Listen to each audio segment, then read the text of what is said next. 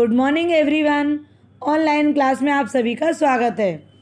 आज हम देखेंगे साहित्य सागर में पद्यांश विभाग लेसन नंबर 5 मेघ आए, जिनके लेखक हैं सर्वेश्वर दयाल सक्सेना। सर्वेश्वर दयाल सक्सेना का थोड़ा सा हम परिचय लेंगे, उसके बाद हम कविता का भावार्थ सीखेंगे। तो सर्वेश्वर दयाल सक्सेना नई कविता के विख्यात कवि श्री सर्वेश्वर दयाल सक्सेना का जन्म उत्तर प्रदेश के बस्ती जिले में 15 दिसंबर 1927 ईस्वी को हुआ। सन 1965 में इन्होंने दिनमान साप्ताहिक पत्रिका के उपसंपादक के पद पर कार्य किया। इसके बाद इन्हें बच्चों की प्रसिद्ध एवं लोकप्रिय मासिक पत्रिका पराग के संपादन की जिम्मेदारी मिली, जिसका अत्यंत सफलतापूर्वक वहन किया। सन 1983 में इनका आकस्मिक निधन हो गया, जो साहित्य जगत के लिए अपूरणीय क्षति थी। इनकी प्रमुख रचनाएं हैं कांट की घाटियाँ, बांस का पुल, गर्म हवाएं, एक सुन्नी नाव, कुआओं नदी, जंगल का दर्द, खुटियों पर टंगे लोग काव्य संग्रह थे। पागल कुत्तों का मसीहा, सोया हुआ जल उपन्यास है इनका। बकरी नाटक तथा लड़ाई कहानी। इन्होंने प्रचुर मात्रा में बाल साहित्य भी लिखा। दिनमान में प्रकाशित चरखे और चरचे स्तंभ के लिए इन्होंने बहुत लोकप्रियता प्राप्त की। कवि, साहित्यकार, संपादक, पत्रकार तथा सर्वोपरि बाल साहित्यकार के रूप में श्री सर्वेश्वर दयाल सक्सेना का जन्म उत्तर प्रदेश के बस्ती जिले में 15 दिसंबर 1927 में हुआ था। इलाहाबाद में इन्होंने बीए तथा एमए किया। इन्होंने ऑनलाइन रेडियो, दिल्ली, लखनऊ, भोपाल के रेडियो स्टेशन में कार्य किया। कुछ वर्ष दिनमान का संपादन करने के बाद इन्होंने बाल पत्रिका पराग का संपादन किया। वे मानते थे कि बाल साहित्य के बिना देश का भविष्य नहीं हो सकता। इस सोच को इन्होंने मृत्यु पर्यंत निभाया। 1983 को अल्प आयु में उनका निधन हो गया। सरल, स्वाभाविक तथा व्यवहारिक भाषा ने इनकी रचनाओं को बहुत लोकप्रिय बनाया। इन्होंने कविता, उपन्यास, कहानी, नाट्य, यात्रा स्मरण, बाल साहित्य हर क्षेत्र में सफलता प्राप्त की। कुछ प्रसिद्ध रचनाएं हैं जो अभी हमने आपको बताई थी कि काठ की घाटियाँ, एक सुनी नाव, बांस का पुल, जंगल का दर्द आदि नाटक, बकरी, कल भात आएगा, हवालात, लड़ाई, कवि साहित्य, सोया हुआ जल, पागल कुत्ते का मसीहा, कच्ची सड़क। इनकी अनेक कहानियों का भारतीय तथा विदेशी भाषा में अनुवाद हुआ है। इन्हें साहित्य अकादमी पुरस्कार से भी सम्मानित किया गया है। अब हमने इनका जो परिचय था वो हमने दे दिया। इनका परिचय होने के बाद अब हम एक बार कविता पर नज़र डालेंगे। तो सबसे पहले कविता के शब्द हैं। सभी लोग अपनी बुक ओपन कर लेना। छोटी सी बुक है, उसके अंदर 84 नंबर का पेज है, उसे देखो। मेघ आए बड़े बन ठन के सवर के, आगे आगे नाचती गाती ब्यार चली, दरवाजे खिड़कियाँ खुलने लगी, पाहुन ज्यों आए हों गाँव में शहर के, मेघ आए बड़े बन ठन के सवर के। पेड़ झुक झुक झुक झांकने लगे गर्दन उचकाए, आंधी चली धूल भागी घाघरा उठाए, बाकी चितवन उठा नदी ठिठकी घूंघट सरकाए, मेघ आए बड़े बन ठन के सवर के।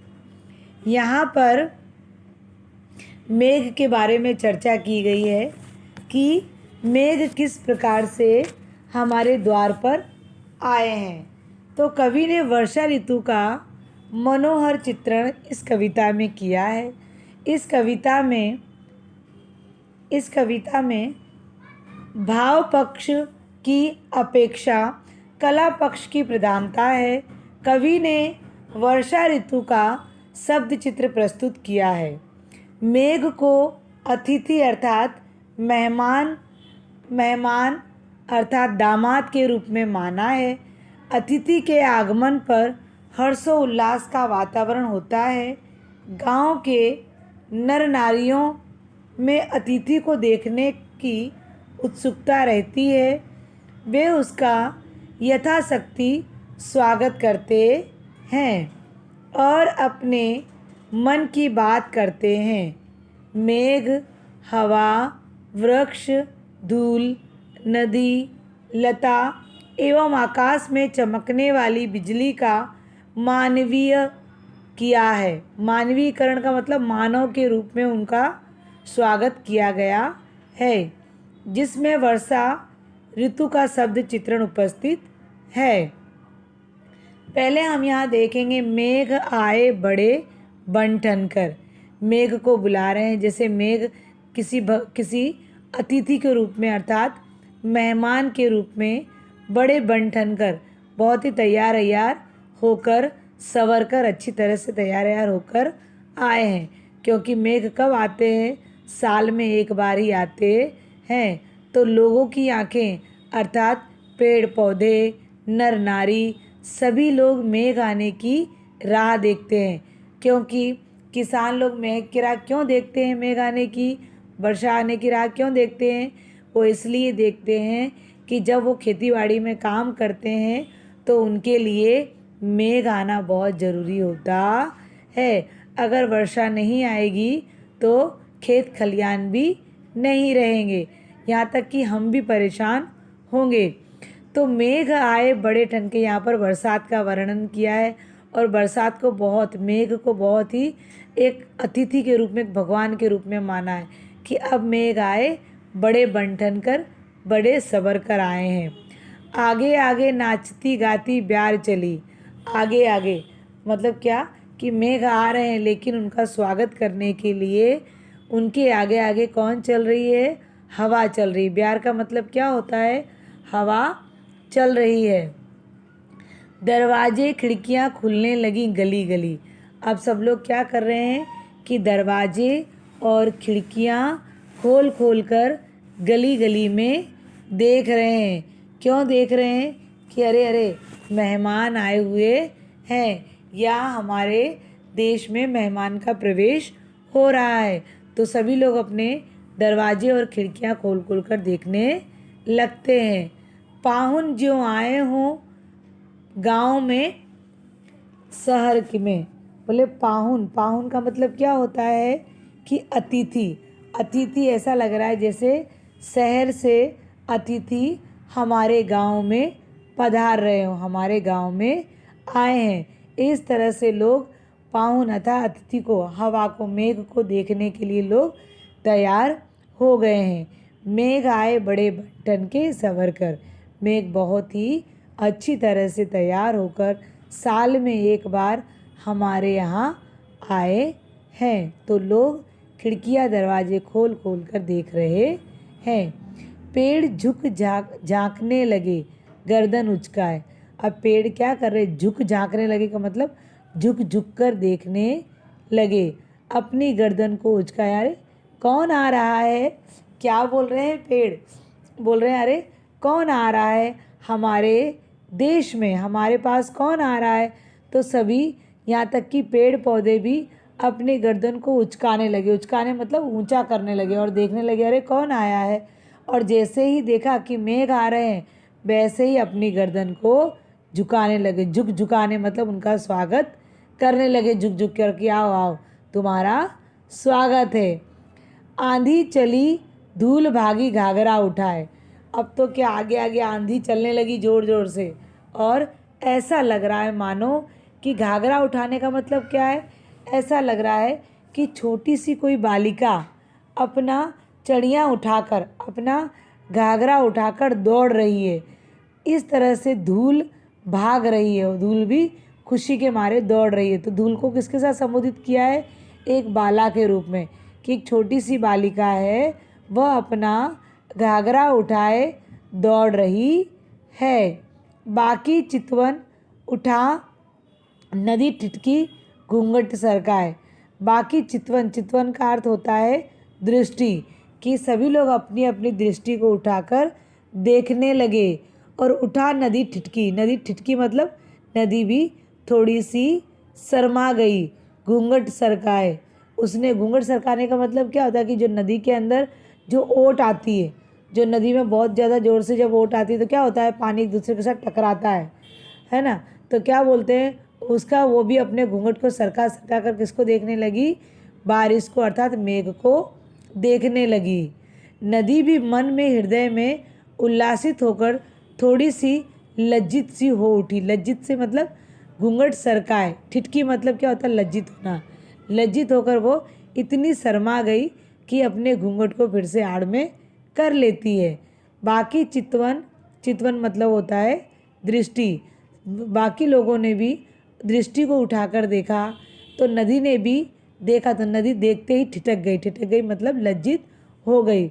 घूंघट सरकाए, जैसे नदी में ओट आती है तो उसे कहा गया है घूंघट, कि अपने घूंघट को उठाकर वह भी मेघ का स्वागत कर रही है। मेघ आए बड़े बंठन के सवर कर। मेघ बहुत ही सुंदर तरीके से, बहुत ही शानदार तरीके से हमारे देश में प्रवेश कर रहे हैं।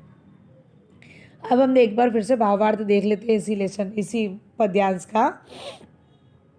वर्षा ऋतु के समय आकाश काले घने बादल से आच्छादित हो जाते हैं। कवि कहते हैं कि बादल पूर्ण साज सज्जा के साथ उपस्थित हुए हैं। वर्षा से पूर्व शीतल हवा बहने लगती है। ऐसा प्रतीत होता है मानो कोई बालिका हर्षित होकर नृत्य कर रही हो। हवा के चलने से स्वतः खिड़की दरवाजे खुलने बंद होने लगते हैं, मानो ग्रामवासी ने अपने घरों की खिड़कियां और दरवाजे खोल दिए, जिससे वे शीतल हवा का आनंद ले सके तथा शहर से आने वाले अतिथि अतिथि किसको कहा गया है? मेघ को निहार सके मतलब देख सके। तीव्र हवा के आनंद हिलने से वृक्षों की शाखाओं झूमने लगी हैं। ऐसा लगता है मानो वृक्ष भी अपनी गर्दन ऊंची कर मेघ रूप में आए अतिथि को देखने के लिए तत्पर हो उठे हैं। वर्षा होने से पूर्व कभी कभी तेज आंधी भी चलने लगती है, धूल उड़ने लगती है, वातावरण धूल दूषित हो उठता है। कभी कल्पना करते हैं कि उल्लासित होती हुई कोई बालिका अपना लहंगा हाथ में पकड़कर दौड़ रही है। नदी वर्षा के जल से भर उठी है, जैसे नदी रूपी कोई बालिका तिरछी दृष्टि से देखती हुई सहसा रुक गई हो तथा घूंघट उठाकर वातावरण की सुंदर शोभा को निहार रही हो। आगे देखेंगे अब हम आगे का पद्यांश। बूढ़े पीपल ने आगे बढ़कर जुहार की, बरस बाद सुधि लिन्ही, बोली अकुलानी लता ओट हो किवार की, हरसाया ताल लाया पानी परात भर के। मेघ आए बड़े बन ठन के सवर के, क्षितिज अटारी गहराई दामिनी दमकी। क्षमा करो गांठ खुल गई अब भरम की, बांध टूट झरझर मिलन के अश्रु ठरके। मेघ आए बड़े बन ठन के। फिर से एक बार हम देखेंगे कि बूढ़े पीपल ने आगे बढ़कर जुहार की, बरस बाद सुधी लिन्ही। बोली अकुलानी लता ओट हो किवार की, हरसाया ताल लाया पानी परात भर के। मेघ आए बड़े बन ठन के सवर के, क्षितिज अटारी गहराई दामिनी दमकी। क्षमा करो गांठ खुल गई अब भरम की, बांध टूटा झरझर मिलन के अश्रु ठरके। मेघ आए बड़े बन ठन के सवर के। यहाँ पर जो दूसरा पद्यांश है उसमें कवि कह रहे हैं कि बूढ़े पीपल ने आगे बढ़कर जुहार की। बूढ़े पीपल अर्थात जो पीपल बहुत सालों से खड़ा हुआ था, वह पीपल बहुत बूढ़ा हो चुका था। वह बूढ़े पीपल ने भी आगे बढ़कर, जुहार का मतलब होता है स्वागत किया, अभिनंदन किया। किसका अभिनंदन किया? मेघ का अभिनंदन किया। आओ, तुमने बहुत दिनों के बाद हमारी सुध ली। बरस बाद मतलब बरसों के बाद, सुधी मतलब याद, लिनी मतलब किया, कि तुमने बरसों के बाद हमें याद किया। ऐसा कहकर उनका स्वागत करते हैं। किसका? मेघ। मेघ अर्थात अतिथि के रूप में जो आए हैं उनका स्वागत कर रहे हैं कि आओ, बहुत सालों के बाद तुम दिखाई दिए। किसे कह रहे हैं? मेघ को कह रहे हैं। कौन कह रहा है? बूढ़ा पीपल। बूढ़ा पीपल कह रहा है कि आओ, तुमने बरसों के बाद हमारी याद की। आइए आइए, आपका स्वागत है। इस तरह से बूढ़े पीपल ने भी मेघ का स्वागत किया। बोली अकुलानी लता ओट हो किवार की। बोली अकुलानी लता, अकुलानी मतलब व्याकुल होकर, वो भी बरसों से राह देख रही थी, तो व्याकुल होकर लता बोली। लता अर्थात जो पेड़ के आसपास जो चिपकी हुई होती है, जो लताएं होती हैं, जो पतली पतली सी, जो खाली उनके पत्ते ही पत्ते दिखाए, तो लता क्या बोल रही है? किवाड़ की ओट। किवाड़ मतलब होता है, किवाड़ का मतलब क्या होता है? दरवाज़ा। कि बोली अकुलानी किवाड़ की ओट, ओट से लता भी किवाड़ को ऐसे किनारे, किवाड़ के पीछे खड़े होकर, ओट मतलब पीछे खड़े होकर उनसे कह रही। किससे कह रही? मेघ से कह रही।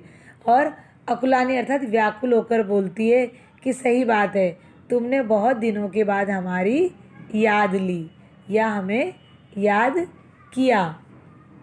मेघ आए बड़े नहीं, फिर क्या है?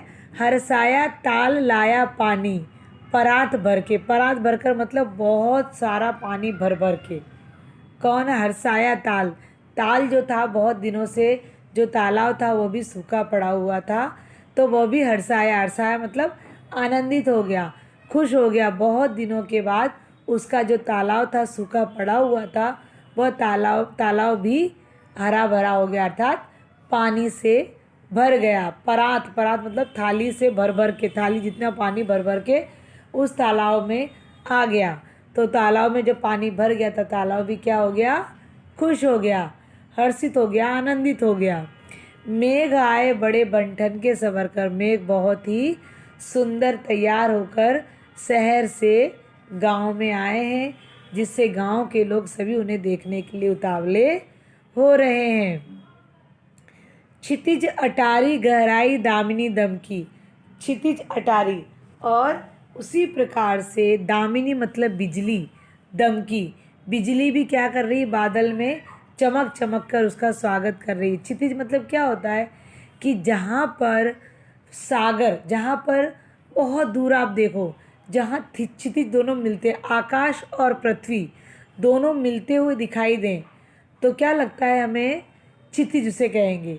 जहाँ पर आकाश और पृथ्वी दोनों मिलती हुई दिखाई दे, उसे हम क्या कहेंगे? क्षितिज कहते हैं। तो क्षितिज भी, क्षितिज में जो क्षितिज थी, तो ऐसा लग रहा था कि जब बिजली चमक रही तो ऐसा लग रहा कि जैसे धरती के ऊपर बिजली चमक रही हो। क्षमा करो गांठ खुल गई अब भरम की। क्षमा करो गांठ, गांठ का मतलब होता है कि जो हम आपसे रूठ गए थे, क्षमा कर दो। किसने कहा?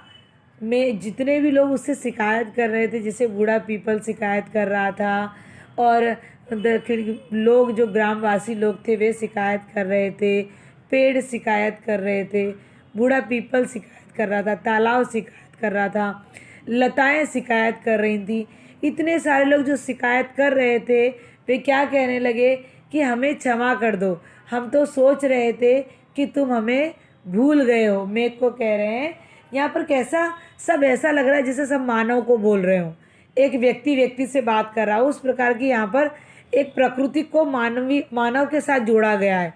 तो मानव जैसे जैसे प्रीतम कैसी नाराज़ हो जाती है प्रियतमा से, जब बहुत सालों के बाद उसका पति घर पे आता है तो पत्नी क्या करती, नाराज़ हो जाती है कि तुम तो मेरी याद ही नहीं करते थे, इतने सालों से मुझे छोड़कर चले गए, मुझे याद नहीं किया।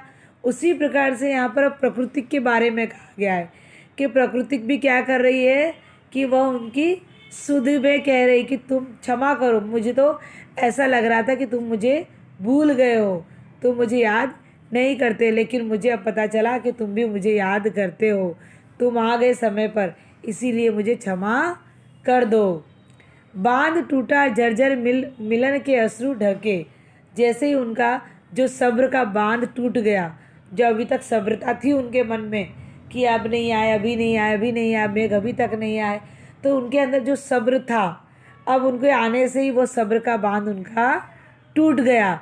और जैसे ही उनको आते हुए देखा, वैसे ही उनके, जैसे बहुत सालों के बाद पति को पत्नी आते हुए देखती है या प्रीतम को प्रीतमा आते हुए देखती है, तो क्या होता है, उसके आंखों में से मिलन के आंसू बहने लगते हैं, खुशी के आंसू बहने लगते हैं। उसी प्रकार से यहाँ पर प्रकृति ने भी क्षमा मांगकर, जैसे ही उनको मेघ को देखा वैसे ही उनकी आंखों में से आंसू बहने लगे, ढरकने लगे, मतलब बहने लगे। मेघ आए बड़े बंठन के सवर कर। मेघ बहुत ही तैयार होकर आए हैं सवर कर। फिर से हम इसका एक बार पद्यांश देख लेते हैं, सेकंड वाले का।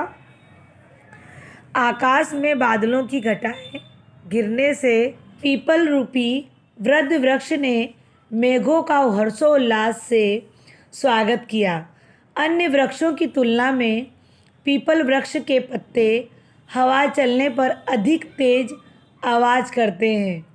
वही दृश्य वृद्ध पीपल का प्रसन्न होते हुए स्वागत करने का प्रतीत है। घर के दरवाजे पर आश्रित लता तेज हवा को बहने पर किवाड़ के पीछे छिप गई, मानो कोई नायिका अर्थात प्रेमिका दुखी होते हुए कह उठी हो कि अनेक दिनों के उपरांत प्रेमी को अपनी प्रिया का ध्यान आया। वर्षों के कारण गांव के सरोवर जल से लबालब बह गए, मानो कोई ग्रामीण युवक अतिथि के जल प्रक्षालन के लिए परात में जल लिए उपस्थित हो। तालाब ही परात है। सुदूर क्षितिज में बिजली चमकने लगी।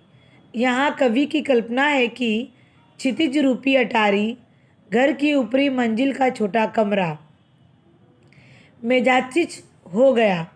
उस पर प्रतीक्षारत बैठी प्रिया अपने प्रिय को देखकर अकस्मात कह उठी हो कि उसके मन में उत्पन्न भ्रम समाप्त हो गया, अतः वह अपने प्रिय से क्षमा याचना करती है। संभवतः उसके मन में भ्रम था कि उसके प्रिय अपनी प्रीतम को भूल गए हैं। बिजली का चमकना ही क्षमा याचना है। दोनों धरती एवं आकाश रूपी प्रेम प्रेमिका का सुखद मिलन हो गया और उनकी आँखों से झरझर अश्रु बहने लगे। वर्षा की झड़ी ही आंसू सदृश है। इस प्रकार आकाश में छाए बादल बनाव श्रृंगार के साथ अवतरित हुए हैं। यहाँ हमने पूरे लेसन का भावार्थ देखा। सभी लोगों को लेसन का भावार्थ समझ में आया होगा। सभी को समझ में आया ना बेटा? जितना भी मैंने अभी आपको पढ़ाया, जो लेसन मेघ आए पढ़ाया, वो सब आपको अच्छी तरह से समझ में आया? आया ही होगा आपको सबको समझ में। अब एक बार मैं क्या करती हूँ कि आपको इसका ये जो कविता है मेघ आए उसका पूरा भावार्थ आपको एक साथ बता देती हूँ। पूरा भावार्थ एक बार ऐसे ही समझा दे रही हूँ, आप लोग ध्यान दीजिएगा, ठीक है। उसके बाद हम लोग प्रश्नोत्तर भी करेंगे। चलिए, सबसे पहले पूरा हम इसका भावार्थ एक बार देख लें। कवि कहते हैं कि गांव में मेघ उसी तरह सज धज के आए जैसे दामाद आते हैं। जब मेघ के बारे में बताया, कवि कह रहे हैं मेघ के बारे में कि मेघ जब आए तो ऐसा लग रहा था कि गांव में मेघ उसी तरह से सज धज के आए जैसे दामाद आते हैं। दामाद मतलब समझते हो ना, बेटी का जब पति आता है तो क्या करते हैं, घर के लोग फटाफट सब काम काज करने लगते हैं जल्दी जल्दी उनका स्वागत करने के लिए, उन्हें अच्छा अच्छा नाश्ता देते हैं ना। तो सज धज के आए जैसे दामाद आते हैं। दामाद के आगे आगे उसके स्वागत में लोग नाचते गाते चलते हैं। वैसे ही मेघों के आगे आगे हवा चल रही है। जैसे जब दूल्हा आता है हमारी बहन के साथ शादी करने के लिए, तो उस समय कैसा होता है कि आगे आगे नाचते हुए लोग चलते हैं ना, तो उसी प्रकार से मेघ का स्वागत करने के लिए हवा आगे आगे चल रही है। शहर के दामाद गांव में आते हैं तो लोग उत्सुक बस अपनी खिड़कियां दरवाजे खोल कर झांकते हैं। इसी तरह बादलों के आते ही लोग खिड़की दरवाजे खोल लेते हैं और बादलों की छटा देखते हैं। दामाद को देखने के लिए लोग कभी कभी गर्दन उचकाकर कभी झुकाकर देखते हैं। इसी तरह बादलों का स्वागत पेड़ कभी झुककर कभी ऊंचे होकर करते हैं। बादलों के आने से पहले अक्सर आंधी चलती है तथा धूल उड़ती है। यह दृश्य देखकर कवि को लगता है मानो कोई बालिका अपना घाघरा उठाकर भाग रही हो। बादलों को देखकर एक क्षण नदी भी रुक जाती है, फिर बहने लगती है। ऐसा लगता है मानो कोई युवती अपना घूंघट उठाकर तिरछी नज़र से देख रही हो। गांव के पुराने पीपल के पेड़ की तुलना घर के बुजुर्ग से की गई है, जो सबसे आगे बढ़कर स्वागत करते हैं, अर्थात आओ आओ कहकर स्वागत करते हैं। मेघों को सभी पेड़ पौधों वर्षा की आशा में आनंद से झूमने लगते हैं। पेड़ पर लिपटी हुई लता भी मेघों को देखकर बेचैन हो उठती है। कवि की कल्पना में वह दामाद की पत्नी है जो दरवाजे के पीछे से अपने पति को देख रही है। वह धीरे से उलाहना देती है कि 1 वर्ष बाद उसकी याद आई। इतनी प्रतीक्षा के बाद उसने मिलने आए। मेघों को देखकर गांव का तालाब भी प्रसन्न हो उठा। तालाब की तुलना पानी से भरी परात से की गई है, जो पाहुन के पैर धोने के लिए लाई गई है। पाहुन मतलब होता है अतिथि। यह भी एक परंपरा है कि अतिथि का स्वागत उसके पैर धोकर किया जाता है। मेघों के आने पर क्षितिज में बिजली चमक रही है। यह दृश्य कवि के हृदय में कुछ और ही कल्पना करता है। उसे लगता है क्षितिज घर की अटारी है, अर्थात छत है, जहाँ दामाद व उसकी पत्नी का मिलन हो रहा है। प्रियतम से मिलकर उसकी सारी शिकायतें दूर हो जाती हैं। वह क्षमा मांगती है कि उसे भ्रम हो गया था कि उसका पति उसे भूल गया है। दोनों इतने समय बाद मिलने पर भावुक हो उठते हैं और उनकी आंखों से आंसू निकलने लगते हैं। कवि ने मिलकर के इन आंसुओं को वर्षा का रूप दिया है। अब आपको समझ में आया ना सब कुछ अच्छी तरह से? सब कुछ अच्छी तरह समझ में आया सभी को? ओके। अब यहाँ पर हमने कविता का भावार्थ देख लिया, कविता पढ़ ली, कविता की एक एक लाइन हमने देख ली, कविता को मैंने आपको 2 बार अच्छी तरह से समझा भी दिया और लास्ट में उसका पूरा भावार्थ भी आपको समझा दिया। अब हम देखेंगे कविता का केंद्रीय भाव क्या है। तो प्रस्तुत कविता में कवि मानवीकरण द्वारा एक गांव में मेघों तथा दामाद के आगमन का बहुत ही सजीव तुलनात्मक वर्णन करते हैं। धरती, प्राकृतिक, पेड़, नदी सभी मेघों के आने पर स्वागत ऐसे कर रहे हैं जैसे एक दामाद के आने पर होता है। जैसे दामाद के आने की प्रतीक्षा होती है, वैसे ही मेघों के आने की भी प्रतीक्षा बहुत आतुरता से होती है। उड़ती हुई धूल घाघरा उठाकर भागती हुई युवती के समान लगती है। नदी चितवन से देखकर घूंघट गिरा लेती है। लता पेड़ों के पीछे से बादलों को देखकर वर्षा की आशा में व्याकुल हो जाती है। जैसे दरवाजे के पीछे खड़ी होकर पत्नी वर्ष के बाद आने की शिकायत कर रही हो। पीपल का पेड़ बुजुर्ग के समान स्वागत कर रहा है और तालाब पैर धोने के लिए पानी की परात भर कर रूप लेता है।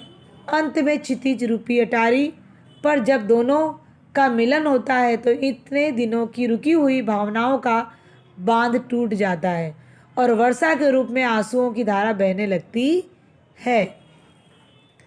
अब आपको ये पूरा अच्छी तरह से सब कुछ समझ में आ गया होगा। अब हम आपको क्वेश्चन आंसर और इसमें कुछ हार्ड वर्ड होंगे वो आप अपनी टेक्स्ट बुक के अंदर जो आपकी साहित्य सागर की बुक है उसमें पेज नंबर 178 है, उसके अंदर कुछ आपको कठिन लगता हो तो वो आप पीछे आपको शब्दार्थ दिए उसमें से देख लेना। अब हम प्रश्नों के उत्तर करेंगे। चलिए अब हम क्वेश्चन आंसर करेंगे। तो पहला क्वेश्चन है पेज नंबर 179 के ऊपर वो दिया गया है पूरा क्वेश्चन आंसर के साथ। आपकी साहित्य सागर की जो बुक है उसमें पेज नंबर 179 पर दिया गया है फर्स्ट कोटेशन। सेकंड कोटेशन हम देखेंगे। मेघ आए बड़े बंटन के सवर के, आगे आगे नाचती गाती ब्यार चली, दरवाजे खिड़कियां खुलने लगी गली गली, पाहुन ज्यों आए हो गाँव में शहर के, मेघ आए बड़े बंटन के सवर के। इसमें है क, पहला क्वेश्चन क कि शहर के कौन अतिथि गांव आया है, उसके लिए बन ठन के और सवर के शब्द का प्रयोग क्यों किया गया है। तो आंसर है मेघ अतिथि स्वरूप शहर से गांव आए हैं। कवि ने मेघ के लिए बन ठन के सवर के शब्दों का प्रयोग किया है क्योंकि वे अपने साथ वर्षा एवं शीतल हवा लेकर आए हैं जो हमारे मन एवं शरीर को आनंदित कर देती है। ख नंबर, कवि ने हवा को किस रूप में चित्रित किया है और किस प्रकार। आंसर है कवि ने हवा को एक हर्षित बालिका के रूप में, हर्षित मतलब खुशखुशाल आनंदित, हर्षित बालिका के रूप में चित्रित किया है जो नृत्य कर रही है। कवि कहते हैं कि शीतल हवा के बहने से सारे खिड़की दरवाजे खुलने बंद होने लगते हैं जिससे ग्रामवासी शीतल हवा का आनंद ले सके और शहर से आने वाले अतिथि अर्थात मेघ या दामाद भी कह सकते हैं को निहार सके। आने वाले अतिथि अर्थात मेघ को निहार सके। फिर से अगला कोई आंसर देख लेंगे। कवि ने हवा को एक हर्षित बालिका के रूप में चित्रित किया है जो नृत्य कर रही है। कवि कहते हैं कि शीतल हवा के बहने से सारे खिड़की दरवाजे खुलने बंद लगते हैं जिससे ग्रामवासी शीतल हवा का आनंद ले सकें और शहर से आने वाले अतिथि मेघ को निहार सकें। आगे ग नंबर देखेंगे। गांव के दरवाजे खिड़की खुलने का क्या कारण है? आंसर है हवा के चलने से स्वतः खिड़की दरवाजे खुलने बंद होने लगते हैं। मानो ग्रामवासियों ने अपने घरों की खिड़कियां और दरवाजे खोल दिए, जिससे वे शीतल हवा का आनंद ले सकें तथा शहर से आने वाले अतिथि मेघ को निहार सकें। आगे घ नंबर पाहुन शब्द का अर्थ लिखो। कवि ने किसे पाहुन कहा है? तो आंसर है पाहुन शब्द का अर्थ अतिथि और दामाद होता है। कवि ने मेघ के लिए पाहुन शब्द का प्रयोग किया है। ड नंबर कविता का मुख्य भाव लिखिए। कविता का मुख्य भाव लिखिए। तो आंसर है कवि ने वर्षा ऋतु का मनोहर चित्रण तथा वर्षा ऋतु का शब्द चित्र प्रस्तुत करते हुए मेघों को अतिथि या दामाद के रूप में माना है। कवि कहते हैं कि गांव के नर नारियों में अतिथि को देखने की उत्सुकता रहती है। वे उसका यथाशक्ति स्वागत करते हैं और अपने मन की बात करते हैं। वर्षा के आगमन के सुंदर रूप को प्रस्तुत किया है। फिर से इसका आंसर देखेंगे। कवि ने वर्षा ऋतु का मनोहर चित्रण किया है तथा वर्षा ऋतु का शब्द चित्रण प्रस्तुत करते हुए मेघों को अतिथि या दामाद के रूप में माना है। कवि कहते हैं कि गांव के नर नारियों में अतिथि को देखने की उत्सुकता रहती है। वे उसका यथाशक्ति स्वागत करते हैं और अपने मन की बात करते हैं। वर्षा के आगमन के सुंदर रूप को प्रस्तुत किया है। आगे देखेंगे हम 3 नंबर कोटेशन 3 देखेंगे। पेड़ झुक झांकने लगे, गर्दन उचकाए, आंधी चली धूल भागी घाघरा उठाए, बाकी चितवन उठा नदी टिटकी घूंघट सरकाए, मेघ आए बड़े बन के सवर कर। Quotation number 3। पेड़ झुक झांकने लगे, गर्दन उचकाए, आंधी चली धूल भागी घाघरा उठाए, बाकी चितवन उठा नदी टिटकी घूंघट सरकाए, मेघ आए बड़े बंटन के सवर के। क नंबर इसमें देखेंगे। पेड़ अपनी गर्दन ऊंची कर क्या कर रहे हैं? कवि ने इस प्रकार का प्रयोग क्यों किया है? पेड़ अपनी गर्दन ऊंची कर क्या कर रहे हैं? कवि ने इस प्रकार का प्रयोग क्यों किया है? तो आंसर है तीव्र हवा के आंदोलन से वृक्षों की शाखाएं झूमने लगी हैं। ऐसा लगता है मानो वृक्ष भी अपनी गर्दन ऊंची कर मेघ रूप में आए अतिथि को देखने के लिए तत्पर उठे हों। फिर से तीव्र हवा के आंदोलन से वृक्षों की शाखाएं झूमने लगी हैं। ऐसा लगता है मानो वृक्ष भी अपनी गर्दन ऊंची कर मेघ रूप में आए अतिथि को देखने के लिए तत्पर हो उठे हों। ख नंबर है इसमें।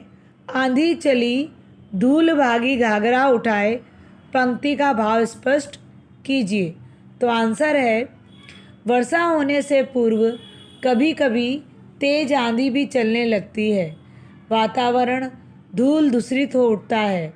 कभी कल्पना करते हैं कि उल्लासित होती हुई बाला अपना घाघरा हाथ में पकड़कर दौड़ रही हो। फिर से आंसर देखेंगे। वर्षा होने से पूर्व कभी कभी तेज आंधी भी चलने लगती है। वातावरण धूल दूषित हो उठता है। कभी कल्पना करते हैं कि उल्लासित होती हुई बाला अपना लहंगा हाथ में पकड़कर दौड़ रही है। आगे ग देखेंगे, बाकी चितवन किस व्यक्ति की है? बाकी चितवन किस व्यक्ति की है? उसने घूंघट क्यों हटा दिया है? स्पष्ट कीजिए। तो आंसर है, बाकी चितवन कोई नई रूपी बालिका के प्रकोप के प्रतीत होती है। बाकी चितवन कोई नई रूपी बालिका के रूप में प्रतीत होती है, जो अपना लहंगा हाथ में पकड़कर रुक रुक कर दौड़ रही है। उसने अपना घूंघट बाहरी वातावरण की अनुपम शोभा को निहारने के लिए उठाया है। आगे घ नंबर, आकाश में मेघों के आच्छादित होने पर प्रकृति में क्या परिवर्तन हुए? इस पद्यांश के आधार पर लिखो। तो आंसर है, मेघों के आने पर ऐसा लगता है कि प्रकृति खिल उठी है, ठंडी हवा बहने लगी है। तीव्र हवा के आने से शाखाएं झूमने लगी हैं और कवि यह भी कहते हैं कि वर्षा के आने से नदी जल से भर जाती। कोटेशन 4, क्षितिज अटारी गहराई दामिनी दम की, क्षमा करो गांठ खुल गई अब भरम की, बांध टूटा झरझर मिलन के अश्रु ढर के, मेघ आए बड़े बन ठन के सवर के। फिर से देखेंगे कि क्षितिज अटारी गहरी दामिनी दम की, क्षमा करो गांठ खुल गई अब भरम की, बांध टूटा झरझर मिलन के अश्रु ढर के, मेघ आए बड़े बन ठन के सवर के। इसमें क्वेश्चन नंबर 1 का क्षितिज अटारी गहराई दामिनी दम की पंक्ति का भाव स्पष्ट कीजिए। तो आंसर है, इस पंक्ति में कवि ने धरती और बादलों के रूप में नायिका व नए मेहमान का मिलन बड़े ही चित्रात्मकता के साथ किया है। बादलों के आने पर बिजली का दमकना, मेहमान के आने पर नायिका का तन व मन सौंदर्य से चमकने लगता है। बादलों का बरसना धरती और बादलों का मिलन है। इस प्रकार नायिका और मेहमान का मिलन भी है। फिर से आंसर देखेंगे, इस पंक्ति में कवि ने धरती और बादलों के रूप में बालिका व नायिका व नए मेहमान का मिलन बड़े ही चित्रात्मक के रूप में किया है। बादलों के आने पर बिजली का चमकना, मेहमान के आने पर नायिका का तन व मन सौंदर्य से चमकने लगता है। बादलों का बरसना धरती और बादलों का मिलन है। इसी प्रकार नायिका और मेहमान का मिलन भी है। ख नंबर, किस व्यक्ति को क्या भ्रम था? उसका भ्रम कब समाप्त हुआ और उसने क्या कहा? आंसर है, इस पंक्ति में पृथ्वी बादलों से क्षमा करने को कह रही है। उसे यह भ्रम था कि बादल नहीं बरसेंगे। धरती और बादलों के बीच की बाधा तब समाप्त हुई जब बादल गड़गड़ाते हुए तीव्र गति से बरसने लगे। पृथ्वी बादल की इस भ्रम के लिए क्षमा करने को कह रही है। फिर से आंसर देखेंगे, इस पंक्ति में पृथ्वी और बादलों से क्षमा मांगने या क्षमा करने को कह रही है। उसे यह भ्रम था कि बादल नहीं बरसेंगे। धरती और बादलों के बीच की जो बाधा है तब समाप्त हुई जब बादल गड़गड़ाते हुए तीव्र गति से बरसने लगे। पृथ्वी बादल की इस भ्रम के लिए क्षमा करने को कह रही है। आगे ग देखेंगे, किन दो प्राणियों के मिलन का प्रसंग इस पद्यांश में है? उन्होंने अपने प्रेम किस प्रकार व्यक्त किया है? तो आंसर है, नायक नायिका के मिलन का प्रसंग इस पद्यांश में है। नायिका ने अतिथि के लिए अपना प्रेम क्षमा मांगते हुए व्यक्त किया है और कहा है कि मुझे क्षमा कर दो, तुम्हारे अर्थात मेघ कभी न आने का भ्रम अब समाप्त हो गया है। उनके नेत्रों से खुशी के अश्रु प्रभावित हो उठे हैं या हो रहे हैं। फिर से आंसर देखेंगे। नायक नायिका के मिलन का प्रसंग इस पंक्ति में है। नायिका ने अतिथि के लिए अपना प्रेम क्षमा मांगते हुए व्यक्त किया है और कहा है कि मुझे क्षमा कर दो, तुम्हारे अर्थात मेघ कभी न आने का भ्रम अब समाप्त हो गया है। उनके नेत्रों से खुशी के अश्रु प्रभावित हो रहे हैं। आगे घ नंबर देखेंगे। वर्षा ऋतु के आगमन पर प्रकृति में क्या क्या परिवर्तन दृष्टिपथ में आते हैं, कविता के आधार पर लिखो। तो यहाँ मैंने लिखा है आपका सेमेस 3 का घ, सेमेस 3 का घ। सेमेस 3 का घ आप समझ रहे हो ना, क्या है सेमेस 3 का घ? तो सेमेस 3 का घ जो अभी मैंने आपको लिखवाया थोड़ी देर पहले, सेमेस 3 का घ, तो एक बार आप देख लो, मैं एक बार पढ़ ले रही हूँ, आप ध्यान दीजिए कि सेमेस 3 का घ क्या है।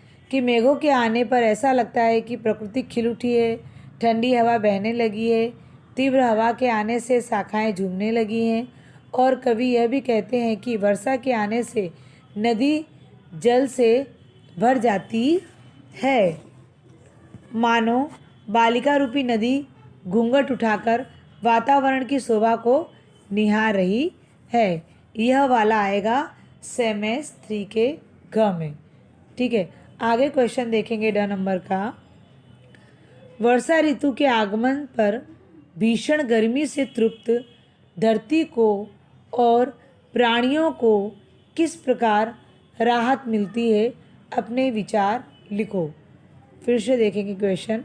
वर्षा ऋतु के आगमन पर भीषण गर्मी से तृप्त धरती को और प्राणियों को किस प्रकार राहत मिलती है, अपने विचार लिखो। तो आंसर है वर्षा ऋतु के आगमन पर भीषण गर्मी से तृप्त धरती को शीतल हवा का एहसास होता है।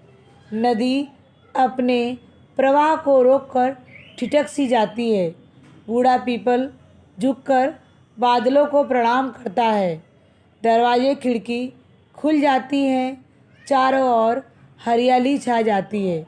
सूखे तालाब भी लंबी प्रतीक्षा के बाद मेघों का स्वागत करते हैं। प्राणियों को राहत मिलती है। वर्षा ऋतु के आगमन पर भीषण गर्मी से तृप्त धरती को शीतल हवा का एहसास होता है। नदी अपने प्रवाह को रोककर ठिठक सी जाती है। बूढ़ा पीपल झुककर बादलों को प्रणाम करता है। दरवाजे खिड़कियाँ खुल जाती हैं, चारों ओर हरियाली छा जाती है। सूखे तालाब भी लंबी प्रतीक्षा के बाद मेघों का स्वागत करते हैं। प्राणियों को राहत मिलती है। आगे देखेंगे 4 नंबर। आगे है 4 नंबर कि वर्षा किसानों के लिए किस रूप में लाभदायक है तथा हानिकारक है। तो आंसर है, क्वेश्चन फिर से देखेंगे कि वर्षा किसानों के लिए किस रूप में लाभदायक है तथा हानिकारक है। तो आंसर है, वर्षा के कारण सूखी नदियाँ तल से ओत-प्रोत हो जाती हैं। वर्षा के कारण सूखी नदियाँ जल से ओत-प्रोत हो जाती हैं, चारों तरफ हरियाली छा जाती है। फिर से एक बार क्वेश्चन हम आंसर देखेंगे। वर्षा के कारण सूखी नदियाँ जल से ओत-प्रोत हो जाती हैं, चारों तरफ हरियाली छा जाती है और किसानों के घर में खुशहाली आ जाती है। वर्षा किसानों के लिए अच्छी फसल उगाने में लाभदायक होती है।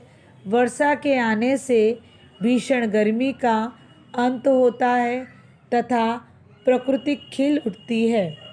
वर्षा ऋतु के दौरान साग सब्जी की फसल ज़्यादा मात्रा में होती है। अधिक वर्षा ऋतु से यह हानि होती है कि अधिक मात्रा में फसलें खराब हो जाती हैं। गोदाम के गोदाम पानी में डूब जाते हैं। गांव के गांव पानी में बह जाते हैं। किसानों की आर्थिक स्थिति खराब हो जाती है। फिर से देखेंगे, अधिक वर्षा ऋतु से यह हानि होती है कि अधिक मात्रा में फसलें खराब हो जाती हैं।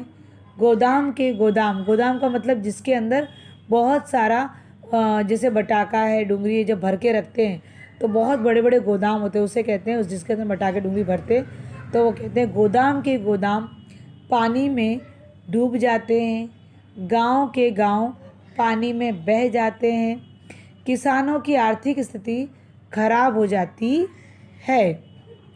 यहाँ पर हमारा जो मेघ आए लेसन था 5 नंबर का, मेघ आए लेसन हमने पूरा किया। उसकी एक एक पंक्ति को हमने देखा, उसका भावार्थ सीखा। फिर अंत में हमने पूरा उसका भावार्थ आपको समझाया और उसके बाद हमने आपको पूरा सारांश, पूरा भावार्थ बता दिया एक बार फिर से। फिर उसके बाद हमने उसका केंद्रीय भाव भी आपको सिखाया और अंत में हमने आपको क्वेश्चन आंसर भी करवा दिए।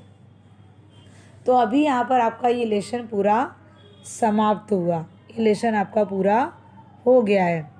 अब आप क्या करोगे, जब ये लेसन आप देखोगे वीडियो लेसन का, तो सबसे पहले आपको यह लेसन इस कविता को पढ़ लेना है।